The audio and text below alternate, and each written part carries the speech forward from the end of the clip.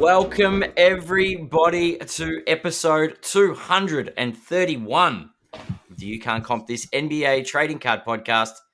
We are your host, Adam, Amy, joined by two other old guys. It's like we've hijacked the show. It's Andrew Lewis and Dan Shea from the Three Old Guys Talking Ball. How are we? We're good to get used to This might just be the annual August hijack. This is like Russell goes away on holiday and I run riot in the show. This is going to be fantastic. It's the world's slowest, most arthritic coup. Yeah. We're two wild and crazy guys, plus Adam. You should have seen the AI-generated images I got for the show last week, where it was just like different age groups. I was trying to figure out three old guys talking about basketball. It was... But did you turn them into cards? That's the question. Oh, I should have had some card stuff there as well. I was more focused on because I said three old guys and we looked elderly, and I'm like, I didn't mean elderly, I meant middle-aged, and then we were too young in the next one, so I went back to slightly older than middle-aged. It was good. It was a good little work in progress. It was Waldorf and Stadler, and stop lying. I was going to get like images from Uncle Drew. That explains the Muppet dancing over the theme tune there. That's fair. That's fair. I do some Muppet laughing too. So. Oh my god! Oh goodness! All right. So to catch up, all the listeners that missed last week's episode, this is the second time the three of us have been together on the pod. And last week we did we drafted our all-time NBA guards. I didn't upset the apple cart. Michael Jordan went number one. If you want the full episode, go back to either episode 231 or go and search for Three Old Guys Talking Ball on Spotify, Apple Podcasts, all the good podcast platforms. And you can also check out the socials on Facebook by searching the exact same words. Three Old Guys Talking Ball. Yeah, quite literal. Yeah. The three of us trying to look cool.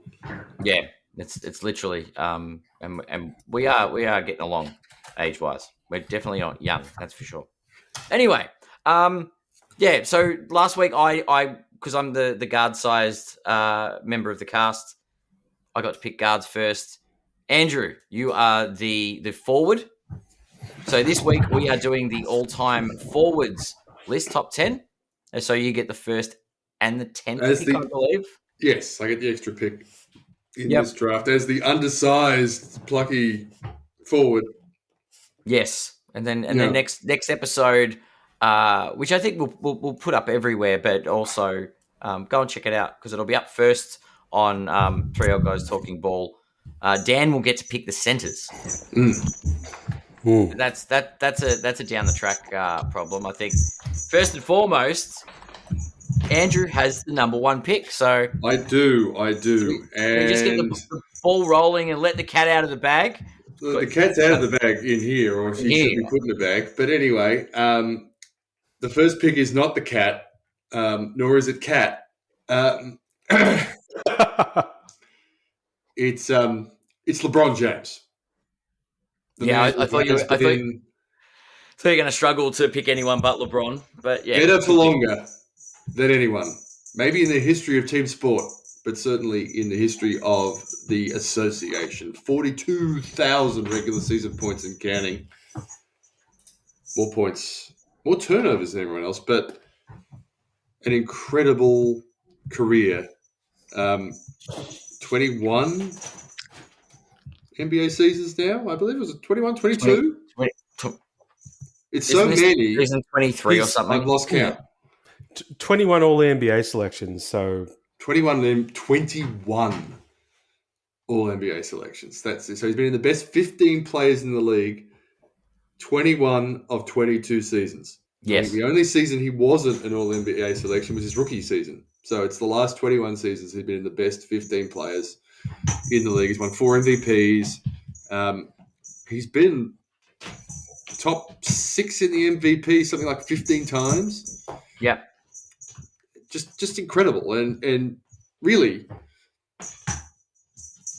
there are two guys in NBA history, one we'll get to in our next episode, I'm sure, who sort of render the statistical discussion sort of redundant because they've been able to push the bar so much further than everyone else. Now with Wilt, it was just individual game, bro, 100 points, averaging 50 points a game for an entire season, stuff like that. But LeBron, it's like, how long can you average? I mean, over a 22 season career, 1,562 games, he has scored 27 points a game. 27 points per game. 27, essentially, 27 points every night. Yeah.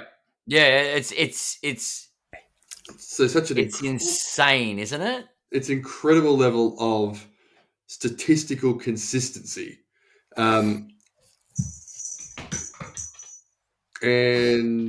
perhaps 7.5 rebounds and 7.5 assists. So perhaps also worth pointing out that the 1 year he missed out on an All-NBA selection, he won Rookie of the Year and came 9th in MVP voting. Yeah. Yeah, it goes all right. He's not too bad. Yeah, he's in. As the most hyped rookie in the history of the NBA. Yeah. As in, ESPN 1, as in the primary ESPN channel was showing his high school games on prime time and Friday nights. Yeah. Yeah, this was the real deal. This is the real, yeah, it was crazy. So it is worth pointing out that for all the descriptions or assessments of his career at this stage, and it's not over yet, LeBron lived up to the hype that was there before he entered the league. He was everything we thought he would be, and maybe even exceeded the hype because of his longevity. Yeah. It's pretty insane when you think about it. And we'll go back to his rookie year with our card for today, because I'm definitely not going to find a PSA 1 LeBron James card. What I am going to do, I'm going to get a big one today because for such a big player. And I will just share the image with the YouTube participants in the stream today. It's the LeBron James 2003 Topps Chrome Black Refractor numbered to 500. This card has a pop count of 20, and it last sold for $112,240 US. And if that's not an interesting stat, the fact that it's down almost 15% from the previous sale in November 2024 of 132K. Thanks, anyway, Luca. Luca had nothing to do with it. It's coming back up. Do you have like the stock graph which shows? We are. I've got Card Ladder up. I'll actually go back to the all time because it did peak. That's this my card EKG pantomime move for the graph. The graph is very steady. If you were going to pick this card up in 2016, you would have got it for $3,200. Good investment. Great investment. If you tried to buy it during COVID, February 3rd, 2021, this card sold for $480,000 US. And now it's worth okay. Am I allowed to talk about the fact that it's worth a quarter of that now? I mean, I'm not. No. You most definitely. Like it spiked. The previous sales after that were around the 260 mark, and it's gradually dropped out to 2023. Its lowest point since then was 86,000, and so it's now recovered. So thank you, Luca. Yeah. So if you own this card, this is what you need to do. You need to kidnap LeBron and lock him in a luxury hotel in Florida with like a huge room of red wine. Yeah. And then he'll talk to Steve Nash the whole time. Don't do that. I'm kidding. That was a joke. That was satire. But yes, that's I thought I'd start with a big one today. Well, I thought I would too, and I think he's undoubtedly the greatest forward in the history of the game. Definitely. I don't get the second pick, so I'll be quiet now. Yeah. That would be me, I think. Yeah, I think I'll just come out with it. I think there's probably a pretty clear consensus about the number one. I think from 2 on, there are some really kind of worthy. It could go anywhere. Candidates here. So I'm going to go with someone who had a number of nicknames. Not very many of them really got used that much. The Big Fundamental, Groundhog Day, Old Man Riverwalk, the Stone Buddha, one Timothy Theodore Duncan. And I guess it's to kind of talk about the kind of resume a bit, long, very, very steady, reliable career. 15-time All-NBA, 15-time All-Defensive, was the Rookie of the Year, was very obviously the consensus number one pick, not quite as much hype as for LeBron, but an awful lot of it. And there was really no doubt that he was going to go number one, whoever got that pick. Two-time MVP, an All-Star MVP, three-time Finals MVP, Rookie of the Year, and already in the Hall of Fame as a non-active player. LeBron's obviously headed there. And I guess something that is very likely to go down, it's already started happening, as a historically underrated player because he just didn't make much noise. In fact, his unflappability, his steadiness, his consistency is actually one of the things that made him stand out so much during his playing days. Just to sort of add a little color, because there's a real risk of Tim Duncan being super boring, right? Just because he's so quiet. I was trying to look up stories about Tim Duncan during his career, and I found this list. There's about 20 of them, 16 of them. And we're going to hear them all now. No, but a good third of them are about how people just couldn't move him or couldn't get in his head. Famously, Kevin Garnett, my favorite player, who shares my birthday, famous trash talker, right? Defensive player, trash talker, similar sort of vintage. In fact, I believe they're the same age. Wore the same number. Lots of great battles. They really sort of came out to play against each other, both really strong defensive players. And with a big difference. Kevin Garnett, famous trash talker. And I've seen kind of both sides of this interview, and it was just great. Like, basically, KG said, he was like getting all pumped up and talking to Timmy, and he just couldn't, like, it just seemed like nothing was happening. He said he was just kind of looking at him. He's like, "Well, are you talking to me?" And I saw like a response later. Someone asked Timmy about that, and they said, "Oh, KG was saying that he tried to trash talk you, and he couldn't get in your head, and tell us about that." And he goes, like, "Why didn't you react?" And he goes, "Oh, because that's what he wanted." And he just had this control. And in his way, KG talked about this, and others have as well. Tim Duncan killed with kindness. His trash talk was, "Ooh, nice try," when you missed a shot against his just supportive, against his punishing defense. Right, he'd be encouraging when you failed. Steven Adams has a story about being tricked by Mr. Nice Guy Tim Duncan. Right. Yeah. In one of his first seasons, in his rookie season, he said he was hitting all the time, and he was having trouble with it. And then he came over and talked to me a bit. He was like, "Hey man, how are you?" And I was like, "Oh, what a nice guy." And then he just dropped 20 on me. 20 points on me in a row. I told Mark Bright, and he was like, "Yeah, that's a vet move. Don't do that. You can't be nice." Right? Yeah. And that was the thing about Timmy. He was kind of the quintessential wolf in sheep's clothing, right? Yeah, for sure. People, he does, like, you see him interviewed, he seems really chilled out, he seems really nice. And then you hear about all of these, tough guys, bad guys, these killers, these champions, and none of them could get a reaction out of him. And he beat so many of them so much. One of the most reliable players of all time, the greatest power forward in history. There, I said it. And my pick for number 2 in this all-time draft. How hard was it to pick Duncan ahead of your boy, Kevin Garnett? It was hard, but actually, I had to fight it really hard, but actually, KG wasn't the one that I was thinking about. Fair enough. Also, and I just want to point this out. Tim Duncan had the second most consequential rookie season, I think, in NBA history behind Magic's. As in, Magic took Rookie of the Year. But the Spurs, he was immediately a veteran. I mean, there was almost no rookie season for Tim Duncan. As in, he was the best player on that team immediately, and they had David Robinson. And they were a contender immediately when, we won't get into the Spurs season right before, but they were a pretty good team anyway.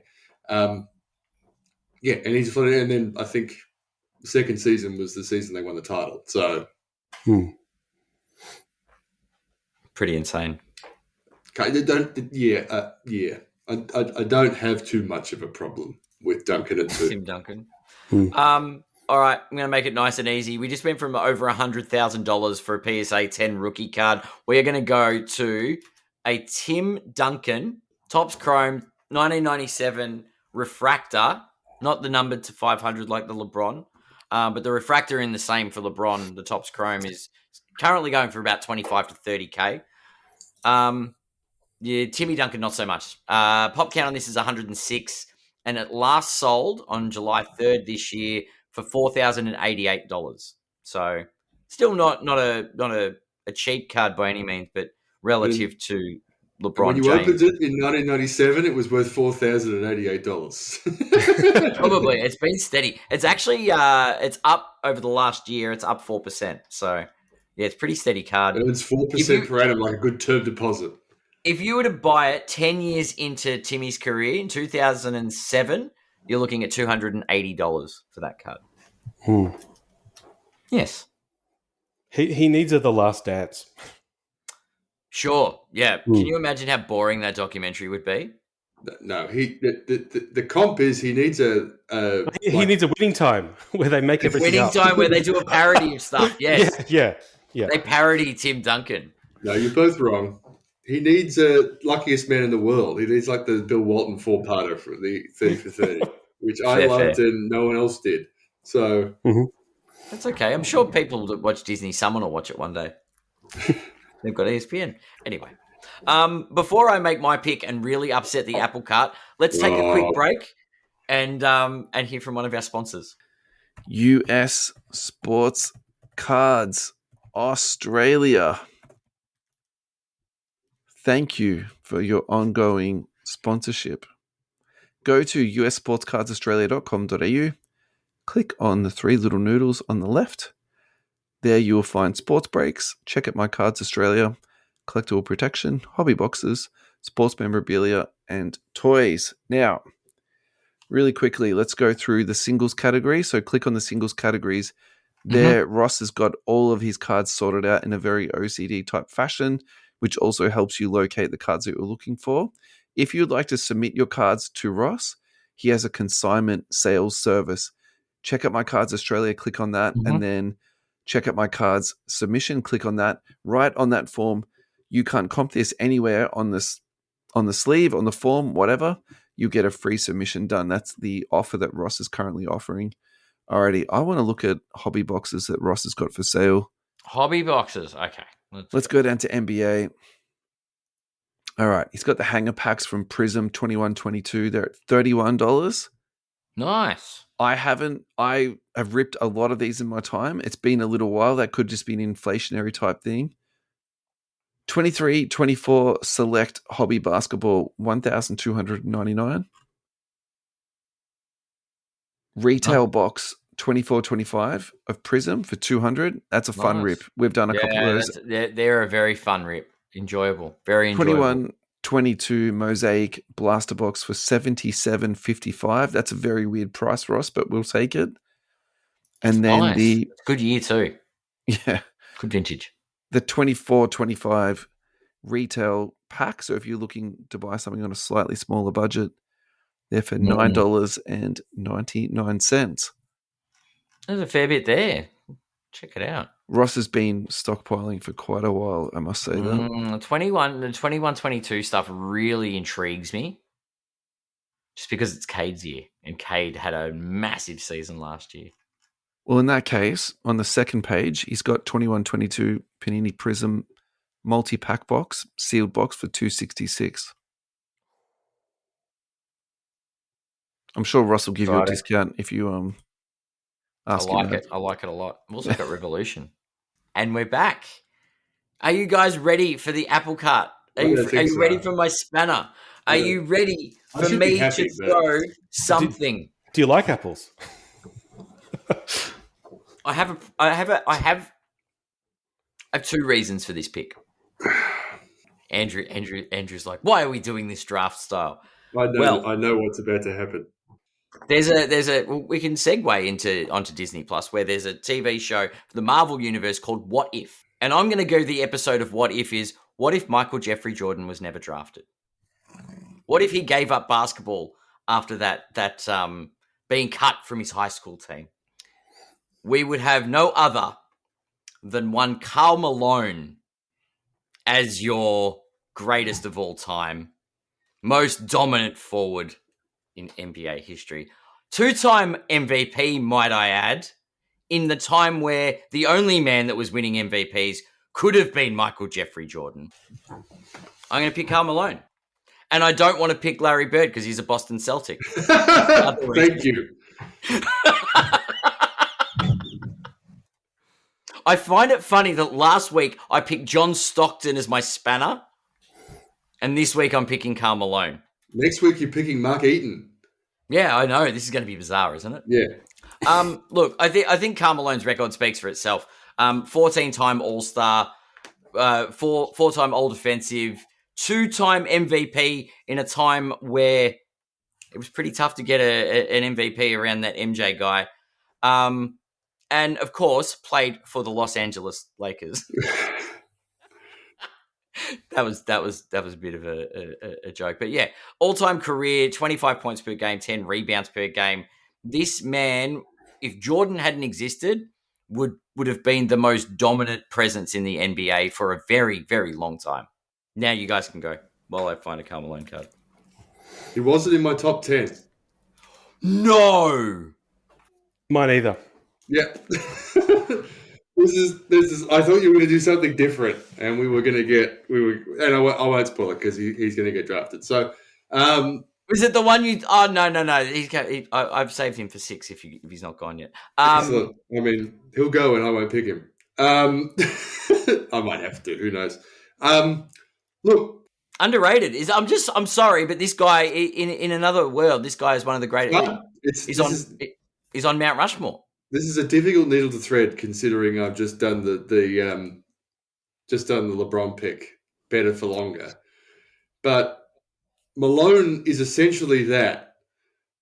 If there was no point of an NBA season other than to just be statistically dominant. But unfortunately, there's that big trophy thing at the end of the season that you need to win. And if Karl Malone was as clutch as his offsider who you picked last week, then, and I don't think John Stockton was.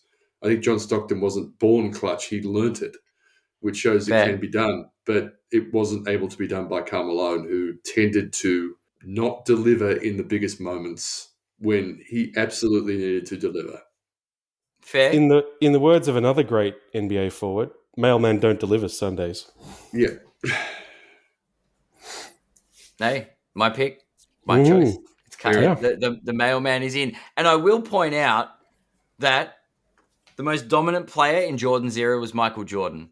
The most dominant player in Kobe's era was Kobe Bryant.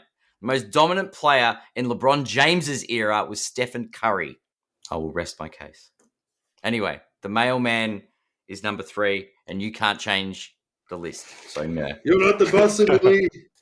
I've got to find a Karl Malone card now. Jeez. Well, I guess the other thing, and I'll only nod to it rather than going into gory details. I guess the other part of it is we've kind of hit part of the list with someone who has just absolutely crazy off-court stuff that has come out.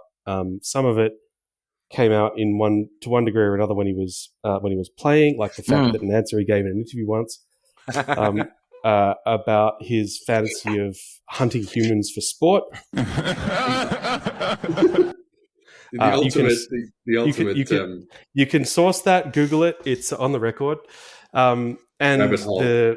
the other some of the other stuff, which I won't be too explicit about, but there's some criminal stuff in the in the history as well. We're talking about the game. We're talking about the stats. Talking about the game. Let's. Yep. No, I just if anyone's curious about that one, Patrick Beverley's answer in a recent interview where he was told about this and suddenly found out, priceless. Look it up. Oh my god. Yeah.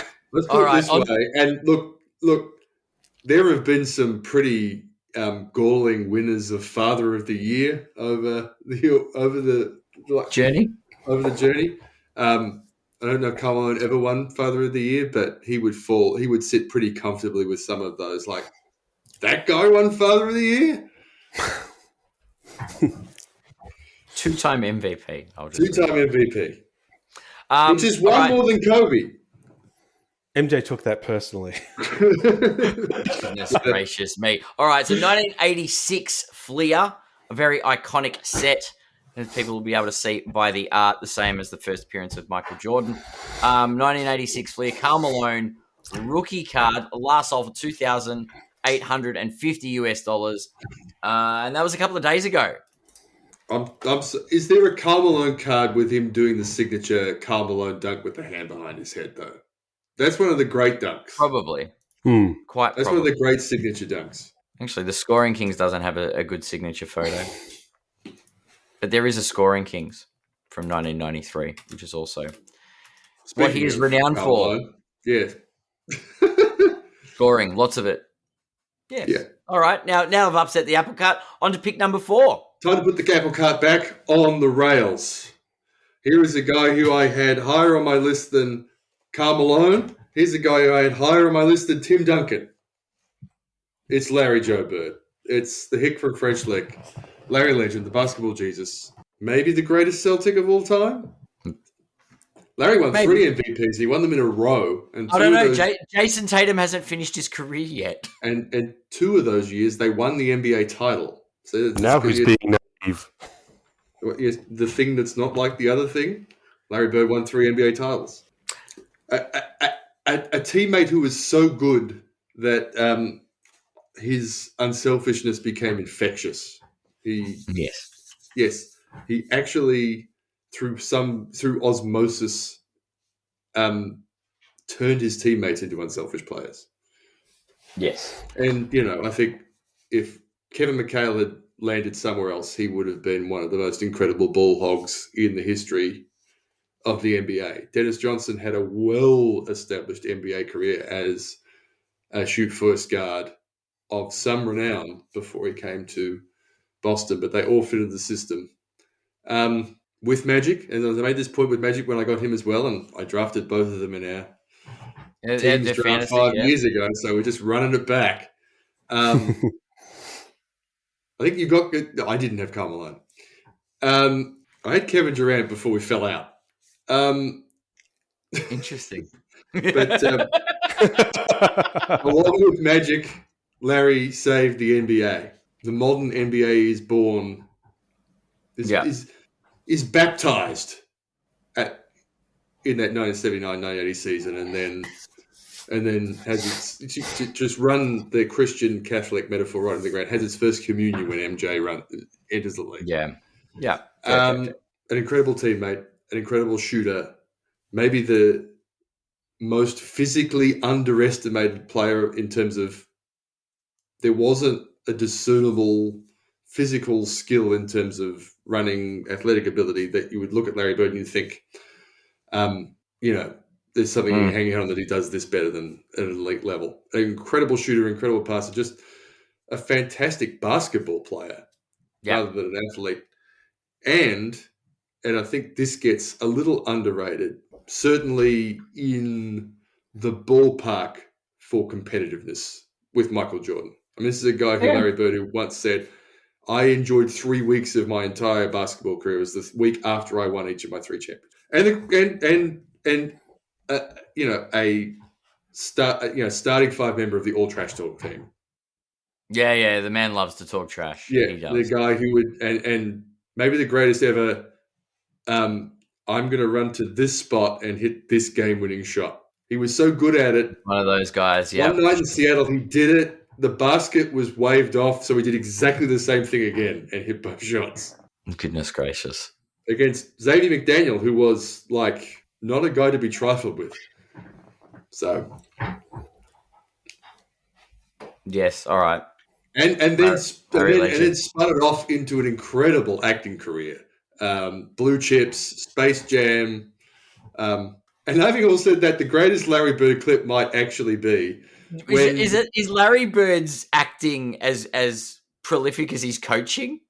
I was just getting to the coaching because he's great. The greatest Larry Bird clip might be when Reggie hits the game-winning shot in Game 4 of the '98 Eastern Conference Finals, and Larry Bird. It looks like he's been frozen in time. There is no change to his position. It's just like, okay. While Reggie Miller does the exact opposite. Let me just put it there. Look it up. Yeah. Oh, goodness gracious. So Larry Bird, I'm Larry Bird at number 4. Running him at number 4. Malone ahead of Bird. I've got multiple stuff for Larry Bird here, card wise. In fact, I actually picked up a Larry Bird rookie. It's PSA 6 at a recent card show. So it was at the Hobby Hangout. The Magic had just gone. I was really frustrated. That's the 1981 tops. For those that would be able to pick up, say, a PSA 10 of that, the PSA 10 last sold for $12,200. Unfortunately, mine's a PSA 6, which last sold for $55 US. And there's a slightly different pop count. But the other one I will talk about is the iconic, the famous 1980 tops scoring leaders, Larry Bird, Magic Johnson, and Julius Erving. Yeah, that's correct. Now, this is a piece of history. Population on this one is 24 in a PSA 10, and it last sold on June 28th this year for $500,000 US. Now, you do the conversion rate, you could buy a house with that.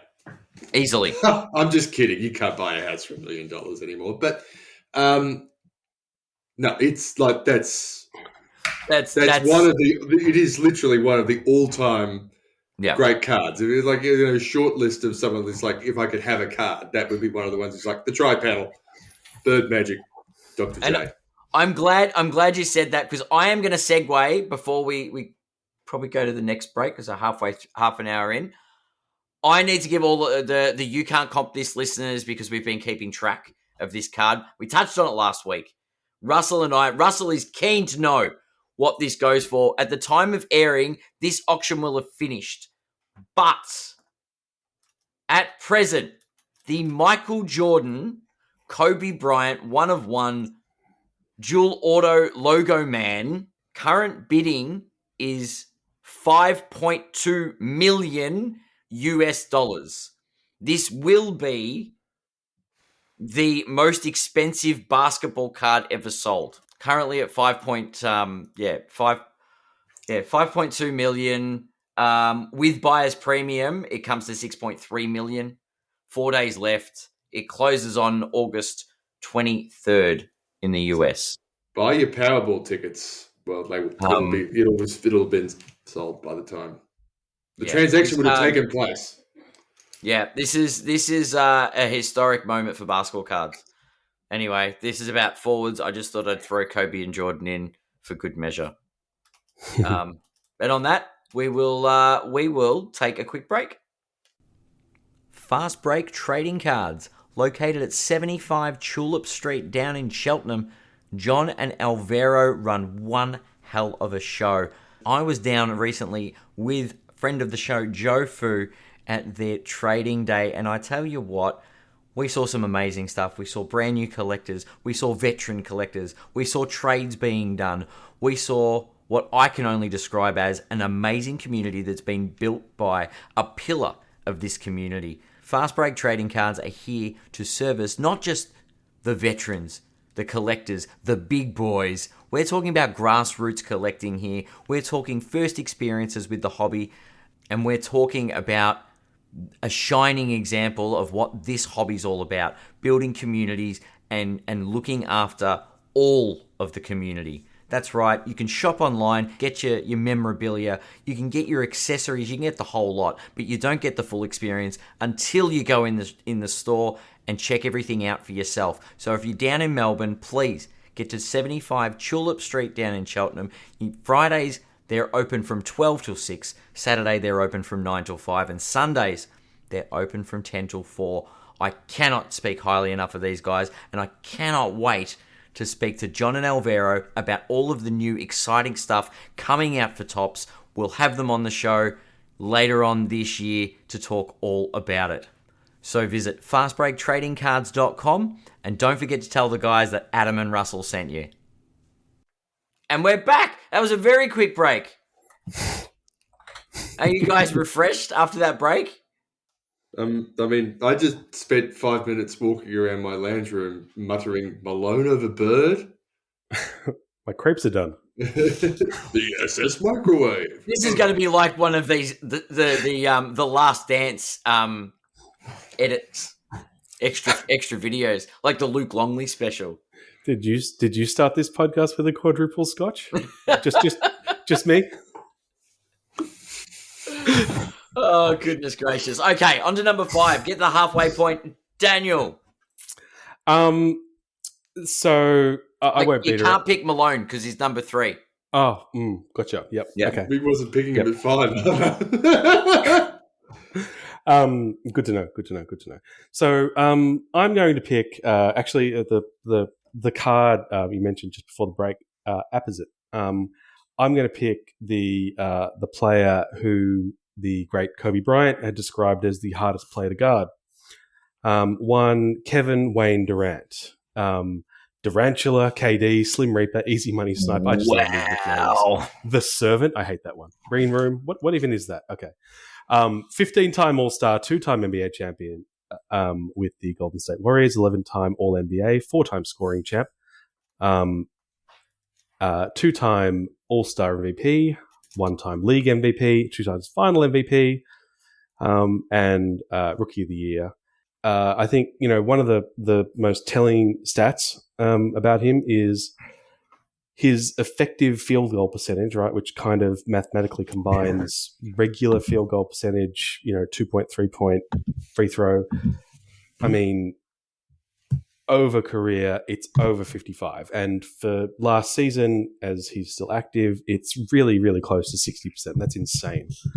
Yeah. And, this is a guy who's always been a 3-level scorer and just keeps adding things to the offensive game.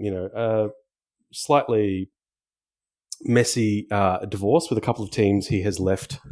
When that wasn't entirely and that wasn't particularly mutual, didn't leave them necessarily in a great in a great place, and didn't necessarily leave with people feeling very happy about it. I'm trying to think of the time he left a team when they were happy about it, actually. Sour taste in the Oklahoma City Thunder's mouths. The Warriors weren't happy to see him go. The Nets gave a lot and waved goodbye. Yeah. And the Suns, sorry, Andrew, just recently waved goodbye, and he's landed on his feet. He's Did the door hit him on the way out? I really don't think so. He went all the way to Houston, and these guys are a scary team now. They were already a 2 seed without him. That's true. And they were only kind of narrowly beaten by KD's former team. I can't see them.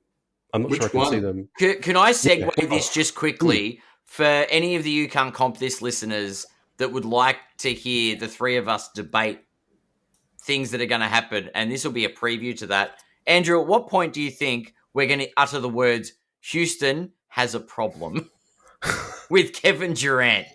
Through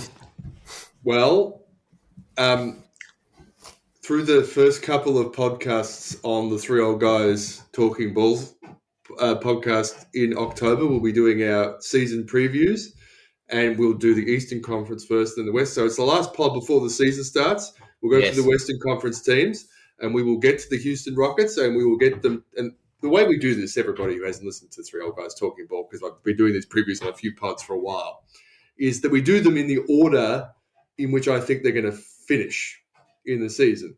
And before anyone's ready for me to talk or expecting for me to talk about the Houston Rockets, we'll talk about the Houston Rockets, and then I will utter the words, Houston, there is going to be a problem. That's a mortal lock. Literally, that is. Yeah. Especially now Kevin Durant's there. Yeah, because it's going to be 5 minutes of me basically giving you the glass is not even half full. There is no glass. Yeah. He smashed it on the way out. Kevin Durant's greatest achievement was also starring in the 1990 Academy Award winning movie about all the teams that he's gone to since Golden State. You know, the one Kathy Bates won the Academy Award for. It's called Misery. Because wherever he goes, it just becomes a less happy place. Can I give a positive to KD? How many Olympic medals, gold medals, does he have? It's 4, right? 4? Yes. 4. Yeah. 4. Yeah. It's rare company. Anyway. It's 4. Yes. As in won a gold medal at 4 separate Olympics. The list is like 6 or 7 people. Yeah, in history. So he has that going for him, which is nice. Possibly the best scoring forward of all time. I think, LeBron James did all right at that, actually. Well, yes. Net, if we're talking about kind of versatility and skills, actually, it was interesting hearing them talk to each other on LeBron's podcast about that. And I think, to be clear, acknowledged, right? But yes, no, absolutely. Like in terms of the combining everything, including availability and longevity, yes, absolutely. LeBron. Can I zag? Yeah. Kevin Durant's called the best scoring forward of all time because he doesn't have because he's not as good an all-round player as LeBron. LeBron is every bit the scorer Kevin Durant is. He's might not, no one is as good a shooter as a forward, except maybe Larry Bird, as Kevin Durant. But you don't have to be able to shoot to be able to, I guess in today's NBA it's more true than ever, but historically you haven't had to be able to shoot to be able to score. And our next pod, when we go through the setters, we'll go through numerous examples of guys who couldn't shoot who scored 25, 26, 27, 28 points. Yeah, for sure. Durant's called the greatest shooting forward of all time because we're trying to give him he's the greatest at something in comparison to LeBron James. Yeah. He's a scoring machine. Durant's an incredible player, and all jokes aside, I'm getting through the 5 stages of grief. I had him 4th, and he's gone 5th. So I had him ahead of Karl Malone, and comfortably. He's one of the all-time greats, but he is and has not really his legacy's a train wreck. Maybe 2-week periods at the end of the 2017 and 2018 NBA seasons, a better player than LeBron James. Yeah. And look, I'm not gonna go and find a snazzy rookie card. I'm gonna go back to prime KD for our basketball moment. I'm gonna go for a 2013 Panini innovation, Kevin Durant Kaboom. One of the more sought after insert sets these days. Last sold for $5,599. So, a question without notice, Adam: is there not a niche industry for a card with Kevin Durant in a Sonics uniform? There's a few people that like him in the Sonics, the OKC stuff, and I think the changing of the teams is actually a really interesting discussion. Like he's in a Sonics uniform for one season. It's his rookie season, so I just thought might not be many cards. There's that, but there's also a lot of the Golden State fans don't want him in OKC. A lot of the Brooklyn people probably don't want his cards anyway. But because of the changing of the teams and things, like his heyday was either Golden State or OKC, and the demand, I guess, changes to an extent. And he did win his MVP in OKC. So it's interesting. He's been very there's been a lot of loss as far as hobby love for KD in recent years. He's one of the all-time greats, I'm sure, scoring-wise. Like he'll leave a mark on the game. Yeah, that's right. Yeah, but like there is just players in the league that they're not they're not collected much. And I think once KD, I don't know, bought one too many burner phones, then you took a bit of a dive, hobby respect wise for the collectors. Anyway, No worries. Now, Adam, can I hijack the podcast for a brief moment before you make the next pick? sure. Daniel, I don't know about you, but in my list that I had down, there was a gap after the top four. It was for me, it was a pretty unassailable LeBron, Bird, Duncan, Durant as the greatest four forwards. So I just say this as a precursor because I think Adam's about to take that apple cart and throw it well away from the road again. As you were, Adam. I've got 2 picks left, you see. Now, before I might actually completely throw it out the window. Oh no, it's not too bad. We talked about this man beforehand, and while a lot of people give him respect in some ways, I still don't think. I think he's incredibly underrated, and I'm going to stick by this. I'm going for underrated players and upping them in the charts. It was originally going to be my number 9 pick, but I every time I've rejigged my list, I'm like, I don't know where to put him. And the moment I'm feeling high on him, so at number 6, I'm going to pick Scottie Pippen. You thought I was going to say Julius Randle, then, didn't you? No, Only a little. Only a little. Scottie Pippen. You call him the best second banana, but like that, Jordan doesn't win any of those championships if he doesn't have Scottie. That's better than the best second banana. That's like, it's 2 first bananas in that team. I know, but it's a team game. It's no disrespect. No, but I'm saying Scottie Pippen is one of the greatest players of all time, and that's no shade on Jordan, but the caliber of player he had behind him in Scottie, I think there's a lot of respect that needs to go Pippen's way. Fair enough.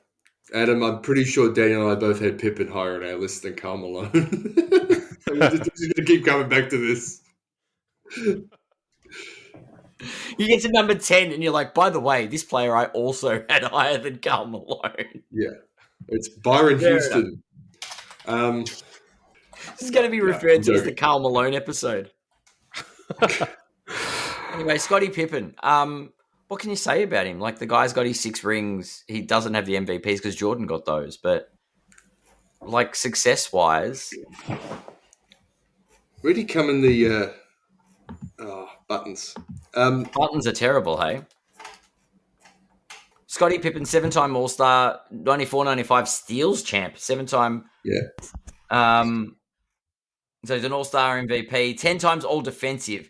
He was special, I think, is the best way to describe it with regards to his defense. And they say defense wins championships, so MJ should be happy that Scottie was there.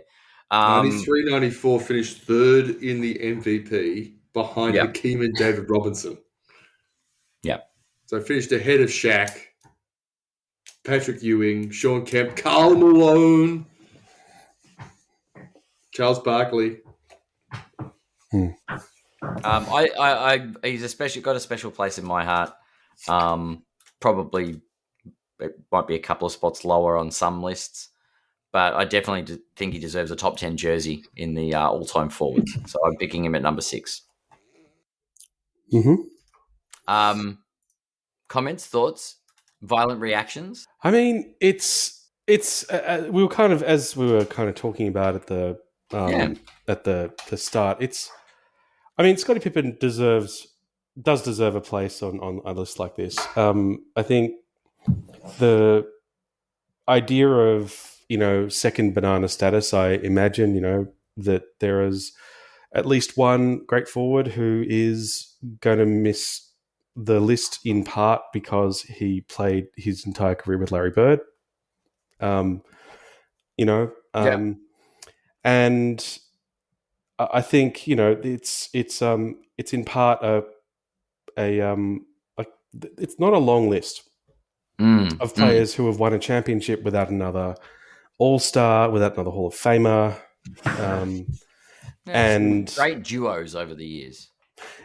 Absolutely. And in a lot of cases, one member of the duo for maybe a combination of reasons, was just not as decorated as the other. And while they might have been really good, it might have been because their skills were particularly and specifically complementary to the the brightest star, or other things like a logjam at their position. But it's not a hugely long list. Players who have won a championship without another kind of really outstandingly good player. Shaq, who I imagine may well come up on our list next time, won a number of championships, but every time he won one, he had a Hall of Fame, like not just All-Star, but Hall of Fame guard, or wing on his team, right? Yeah, for sure. I think it's a rare star that can do that. And like those, it doesn't take away from Scottie's individual skills. And I think the other part of it is, as a player who was a table setter, a gap filler, the other half of one of the best kind of full court press defenses in history, and someone who was still brought on as a kind of a spot analyst to talk about defending the best offensive players and best scorers in the league.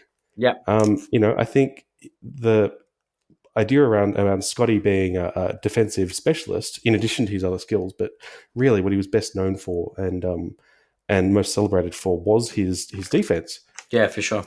It's Agreed. the quieter end of the court, right? Yep. Quiet achievement. It's the less celebrated end of the court, and he's an all-time great defender. At least one of, and some say the best wing defender in history. Which is that's a good argument to have, I think. But I would say it. I think he's the greatest non-big defender I've ever seen. And just, like whether or not he's, the best or the second best, like just absolutely elite. There's no controversy. Question. Yeah, it's at the top level. There's no level above that he didn't get to defensively. Yep. And so while I'm not, I can't say that I had him this high on my list. I don't hate it at all because he was just such a great player. It's certainly not a Karl Malone level reaction.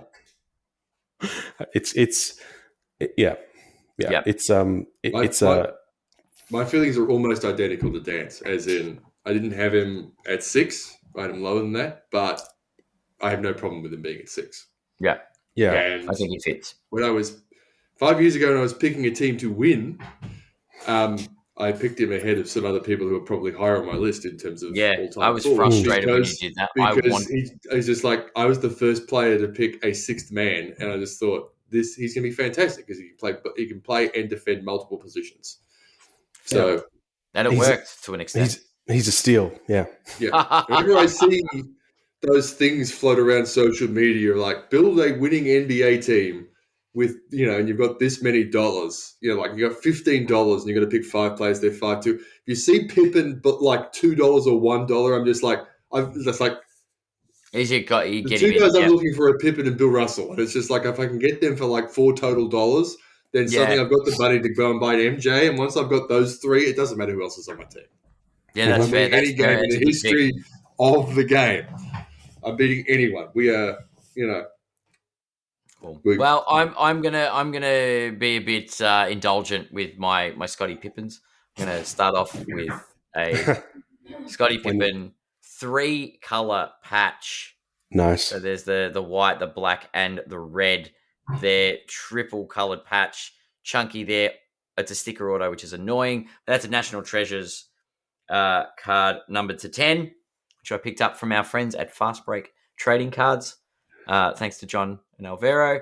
And the other card I've got is a 2015 Excalibur Kaboom, which last sold for $786 US, and that was March this year. I actually picked up one of these at Raw at a hobby hangout a little while back, couple of hobby hangouts ago. So Yeah, if no one's figured out yet, I do like to collect Scottie Pippen. That's a piece of jersey in the card there. It is. That is a piece of game worn jersey. Oh, wow. So it's back when we got game worn jerseys in them. Mhm. So that was a bit of one of Scottie's jerseys. That's super cool. Adam's collection is just a testament to guys who were just not quite as good as Michael Jordan. It's fantastic. I got nothing. All right, we haven't got many picks left. Let's take one final break, and then we will hit the ground running and clean up this top 10 list. And we're back for the final stretch. Now, I've got the next pick. So You do. You got the next pick and the last pick. look, I have to apologise to everyone at home because everyone. Is that for my pick with Karl Malone? No. That's fine. But there's a certain theme, a certain flavour to our prognostications, particularly from me, because we are three old guys talking ball, but some of us lean older than others. And that's me, right? I'm the really cranky old, man yells at cloud guy. Am I going to be happy with this pick? And we've picked 6 guys who all played in our lifetimes, and that's got to stop. Okay? You're picking Hondo, aren't you? With the 7th pick, I'm picking the guy who was so tough and so reliable, they gave him John Wayne's nickname. Yes, Hondo, John Havlicek, who is in the 35th, 50th, and 75th anniversary teams. 13 All-Star games, 8 NBA championships, MVP, Finals MVP.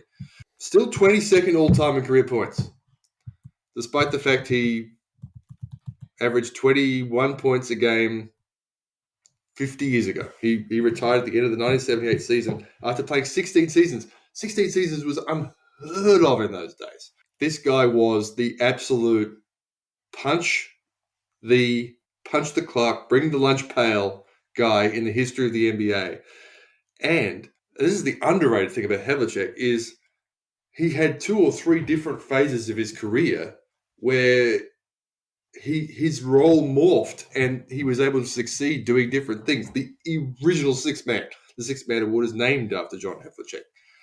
Then you've got, starter, peak offensive Havlicek, which also coincided with the time when Bill Russell was the player coach. So what they actually did was Russell ran the defense and Havlicek ran the offense. They basically didn't have any external output from anyone who wasn't on the playing staff on how they were operated at either end. Over 70, 71 and 71, 72, he averaged 45 minutes a game and missed 1 game in 2 years. Insane numbers. And he was able to continue until he was 37 years old. In that last season where the Celtics weren't very good, this was the season before the season they got Larry Bird. Yeah. 37 years of age playing on, probably wafer-thin Chuck Coopers for 16 years, flying coach, sitting in buses, sleeping in bad hotel rooms, on bad wheels, knees and ankles. He averaged 16 points a game and played every game and averaged 34 minutes a game. I mean, that's sort of insane. And rightly so, we pay tribute to LeBron's incredible longevity, but LeBron has had every technological advantage in terms of how to your body. And, he's been smart enough. He's invested in it. He's looked after himself. He's been totally committed to that. But none of those advantages, essentially, other than, food and water, were available to John Havlicek. And sort of he did it first. And, has 2 NBA championships for every LeBron championship. So, yes, he played on like the ratios. Games, but he was also, the best offensive player on 2 or 3 NBA championships for the Celtics, and then was the best player in overall in another 2 Celtics championships where their teams weren't that good. He was winning NBA championships with a solid but not great Celtics team going up against guys like Kareem and Bill Walton. So that's fair. Now, Havlicek needs to be out of respect to John Havlicek, I am going to find a nice, juicy card is not. There's only one really card that's available here. That's the 1969 tops. Havlicek, which are the longer cards, as the old the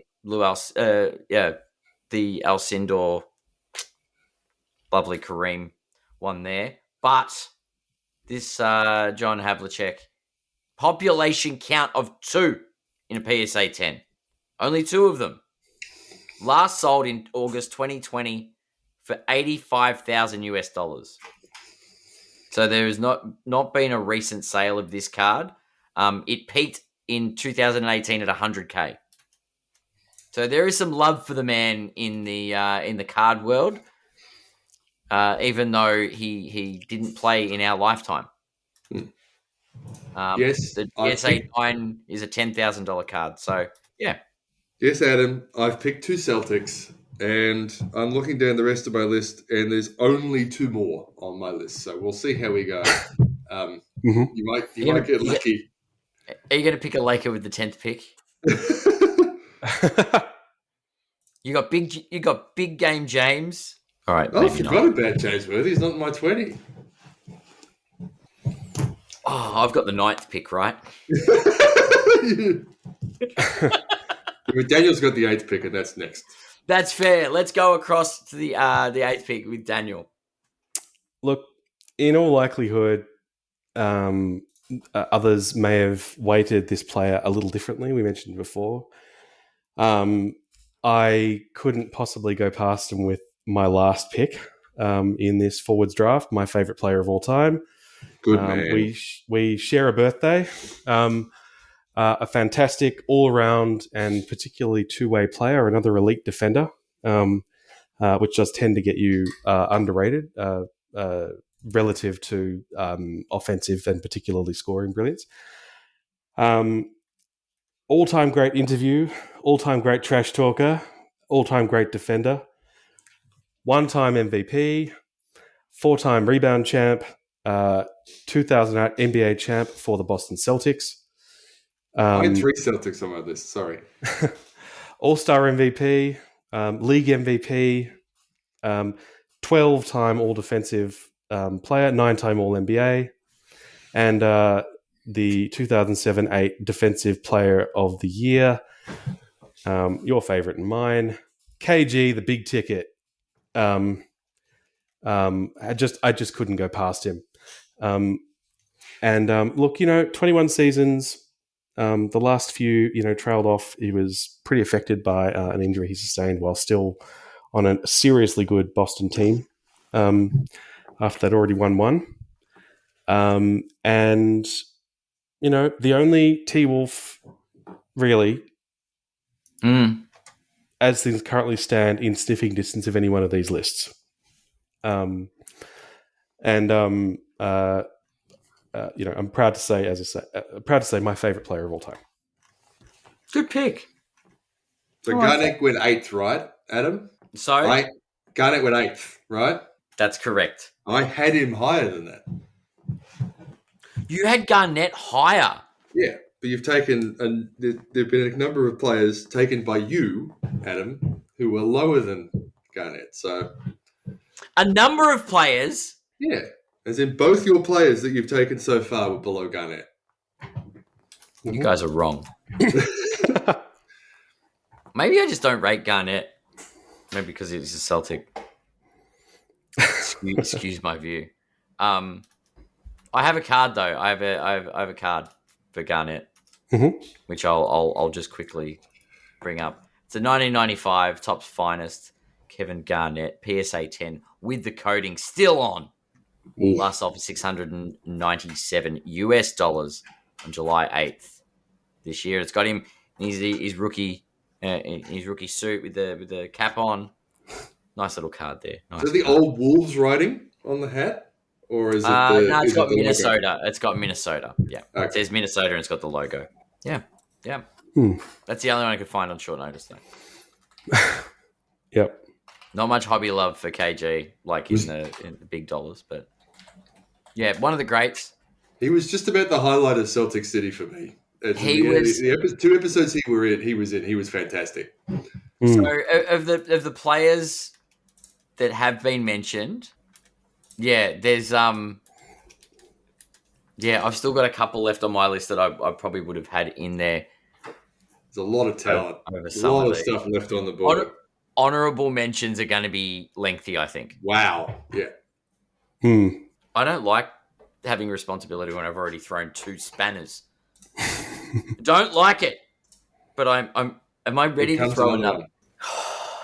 Do I do it? Do I not do it? Do it. No. If you can dodge a spanner, you can dodge a ball. Yeah. Do it. No. We're going to go the big jerk. Dirk, the German in number 9, Dirk Nowitzki. Is that a normal pick? Are you guys happy? Was he in your top 10? No, I had him below Malone.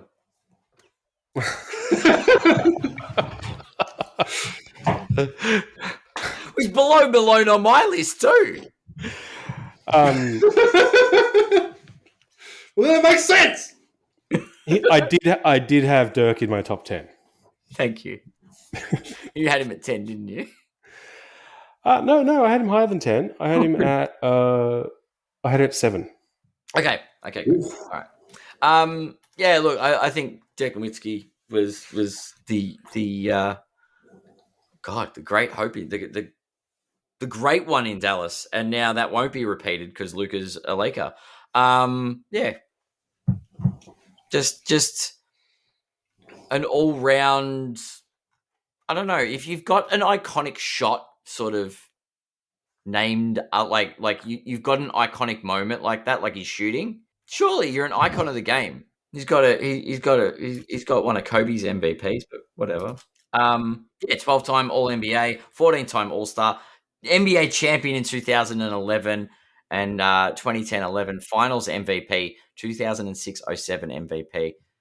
Dirk Nowitzki. I don't know what else to say about this man. He was Luka before Luka, really, and he carried Dallas on his back to an extent. Has any championship changed how we think about a player more than the 2011 championship changed how we thought about Dirk Nowitzki? So that's why I had him at 13. I just feel like, yeah. And I had another player who's now not going to get picked, who had that one championship, and he doesn't get the same. Thanks, Karl. Doesn't get the same esteem that Dirk seems to get for winning his championship. So it's just, and it might be because of who Dirk beat. He beat the Wade, LeBron, Bosch, Miami Heat, who were supposed to walk in every championship. They were supposed to win everything very easily. So, but it just seems like everybody, from the moment they won that championship, Dirk's his Q rating went to like 100%. Everyone loves Dirk. We do, Dirk the Jerk, the big German. I there's not a lot in the card world to do with Dirk, so I'm just going to bring up once again a 2013 Panini Innovation Dirk Nowitzki Kaboom, which is a very interesting artwork. The anime sketch, but last sold in a PSA 10 for $2,750. Mm-hmm. So not too shabby at all. Yeah, Dirk was special. Dirty Dirk, tall baller from the G, the German race car, and German Jesus was amongst the main nicknames. I'm letting that go through without comment. Oh, good. Now, where's the drum roll? Because we've got the 10th. Give me the drum roll. Give me the drum roll. Because obviously, my Havlicek pick did not go grumpy enough, old enough, hard enough. I know you did. I cannot believe this guy almost missed out. This guy might be responsible for the greatest single performance in an NBA season ever, which I'll explain. I've got two Unfortunately, for names. people our age, he was more known as a veteran of the lottery process during his second career as general manager of the Los Angeles Clippers. It's Elgin Baylor, the NBA's first great forward. So the 1961-62 season is sort of this golden season as far as we look back at the NBA. It's the year Wilt hit his 100-point game and averaged 50 points a game. And also averaged over 48 minutes a game because he didn't go off and they played overtime games. It's the season where Oscar Robertson averaged a triple-double. Yeah. By That's the like way, a gold mine game. By the way, neither of those guys won the MVP that season. Everybody, look at your monitor on your car and hit that minus 15 seconds back thing on the thing so you can listen to me say that again. Did not win the MVP. But that wasn't the most incredible thing that happened that season. The most incredible thing that happened that season was Elgin Baylor averaged 38 points a game as a part-time basketballer, while during the week he was serving in the Army Reserve. Come Friday afternoon, he would go from his Army base, which was in Washington State on the west coast of the United States, and fly and somehow manage to travel to wherever the Lakers were playing their games on that weekend, and then be back for like Monday roll call. He only played 48 games, so he didn't play any midweek games that year while he was on the Army Reserve. And he averaged 38 points and 18 and a half rebounds a game and finished fourth in MVP voting behind Bill Russell. 50 points a game, Wilt Chamberlain, and triple-double Oscar Robertson. He did play.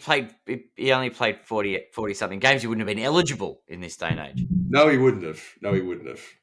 So when other players whose temporary hardship might have been somewhat self-inflicted, acting like, oh, look at all the stuff he has to go through. Then you've got Elgin Baylor not even traveling with the team, picking up this green duffel bag like he's Adrian Cronauer at the start of Good Morning Vietnam and flying from one literal corner of the United States to wherever the Lakers were playing that weekend, playing 2 or 3 games, dropping like 120 points and then flying back. Probably catching 3 or 4 planes at a time when they were slightly more likely to drop out of the sky than they are now. So it's a little reasonable just to acknowledge the effort he did to just get through the season. Credit where credit's due, right? Yeah. He averaged 38 points a game. He averaged 27 points a game for his entire career. Well, I appreciate you picking a Laker. Just an incredible, and I don't know if he's underrated as so much as just entirely overlooked nowadays. Well, the 50s and 60s are a long time away. He was 10 times All-NBA first team. Yeah. He was in the best 5 players in the league 10 times. 11 years apart. Yeah, that's insane, right? But because of the era he played in and who was playing at the same time, never won an MVP. He won Rookie of the Year in 58-59. He did win Rookie of the Year. All-Star MVP in his rookie year too. Yeah. He was also top 20 in assists like in the league 9 times. Mm-mm. At a time where it was a bit harder to get an assist. I mean, this guy was just an offensive juggernaut. So, I had him 6 in my list. So I managed to get 1, 2, 5, and 6 on my list of how I rank people. So I'm very happy. I actually had Elgin at 10. So, and what's even we more agreed on something. And somehow, and again, before we get to honorable mentions, we've got to, because Elgin would be some incredibly old card. So yes, well, the Elgin Baylor 1961 Fleer, PSA 9 because there are no 10s in existence. PSA 9, pop count on this is 9. There are 9 copies of the PSA 9, and it last sold for $92,850 in October of 2023. If you're looking for something a little bit more affordable, February this year, a PSA 8 sold for $16,000. But there's 64 of those floating around. That is less money. if you want to get to a little bit more in the PSA 6 will still set you back 1,500. A PSA 5 will set you back 750. If you get a PSA 3, it'll only set you back $400. So it's a very old card, a very, very, very old card, and a piece of history. You're right. Elgin Baylor is one of the greats. So, yes, and that wraps up our top 10 draft, which looks a little bit different, I think, than Andrew had projected. Let's recap. At number 10, we had Elgin Baylor. Number 9, Dirk Nowitzki. Number 8, Kevin Garnett. Number 7, John Havlicek. Number 6, Scottie Pippen. Number 5, the Durantula, Kevin Durant. Number 4, Larry Bird. Number 3, the mailman, Karl Malone. Number 2, Tim Duncan. And at number 1, we have LeBron James. Pretty sure the top 6 were pretty much what everybody had. No. I have 3 honorable mentions. So we mentioned 3 each, or? Sure. I had Dr. J, Giannis, and Charles Barkley in my honorables. Yep. I had 2 out of my top 10 that didn't make the list. Who were? And they were Dr. J and Giannis. Yep. And if we're doing a third, my next pick was Bob Pettit.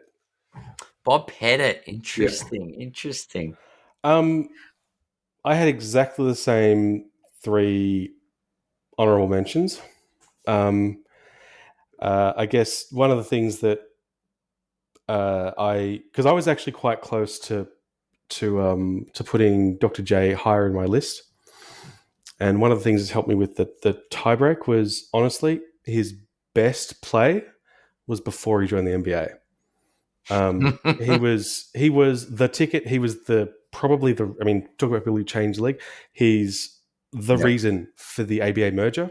Yeah. He won 3 of his 4 career MVP awards in the wrong league. When you say play, that's a plural, as in his best period of play is what you mean. Oh, yes. Okay. Yeah. Because his best play was the Rock the Baby slam dunk. Oh, yes. Yeah. But yeah. No, his peak as a player really came before he joined the NBA, and that was really what sort of broke it. Like Basketball Reference combines the two when you look at kind of stats and things like that, whereas when you look at the NBA.com or other kind of stats, you can separate the leagues more easily. And, easily, obviously, first ballot Hall of Fame quality NBA career by itself, but without the extra kind of ABA juice, which is hard to compare, different type of league. Wasn't playing against the same, like his NBA contemporaries at the time. And that was sort of what, he was both like my of them, he was kind of my first cut. Yeah. Some interesting ones there. Andrew, are you going to be able to recover from the Karl Malone pick? I'll get there. To be fair, there was a point where I had him 8th, and then he ended up 11th on my list because I just kept remembering dudes. So okay. Yeah. So I don't know. I don't know what my soft spot for that Utah team of the 90s is, but yeah, I feel like they would have won some chips if MJ hadn't have been a thing. I mean, that's a pretty decent what if to talk about. That might be something we do next year when we take over your podcast in August. Cool. Yeah, that's fair. Like the off season. Yeah, Russell goes on holiday again. We can definitely. We're just going to stamp that flag. We own your podcast for two weeks in August. Hijack the pod. It's great. Yeah, that's great. Awesome. Well, I mean, we'll put up the third part eventually, but if you guys are keen at home to find out who we draft as the top 10 centers of all time, and we'll probably do a bit of card stuff with it for consistency. There's a small chance Daniel picks Cherokee Parks with the first pick. I'm just putting it out there. There's a chance. So you're telling me there's a chance. Cedric's yes, you can check that out on the 3 Old Guys Talking Ball Thank you to everybody that watches live on YouTube, everybody that watches the videos back on YouTube, those that give us likes, subscriptions, that watch from all around the world, those that listen on Central Coast Radio, and everybody that listens regularly in their car on their favorite podcast platform. Thank you very much for a very pleasant evening. Thank you, Andrew. Thank you, Daniel. And we will see you all in the next episode.